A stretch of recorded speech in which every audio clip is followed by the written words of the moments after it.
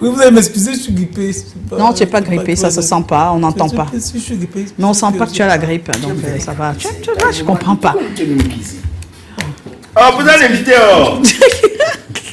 Donc on a le plaisir de recevoir, mais je ne suis pas sûr de savoir prononcer, on a passé toute la journée, Aimé Virgile Makungum. Oui.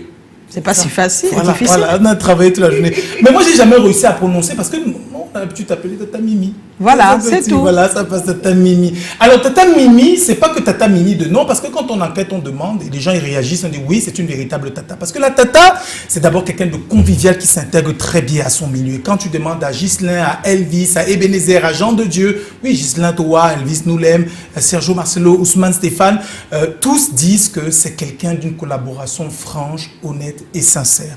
Avec Ebenezer Kepombia, c'était sur Abiba. Avec Jean de Dieu, c'était sur le Samba Général. Avec Elvis Noulem, c'était sur Tourbillon de détresse. Elvis Noulem, Jugement dernier, pardon.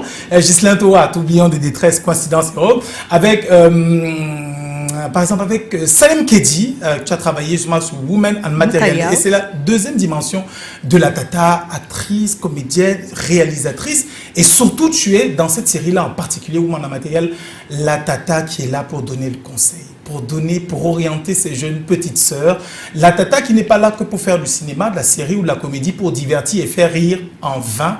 La Tata qui est là pour observer la société, pour voir les dérives, pour les décrypter et pour attirer l'attention.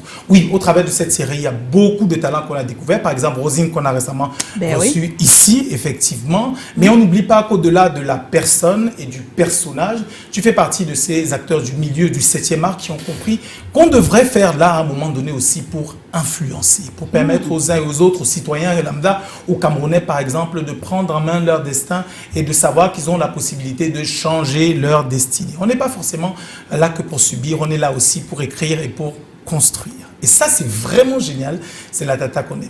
C'est toujours un plaisir de t'avoir sur le plateau. La maman de la famille de ouf.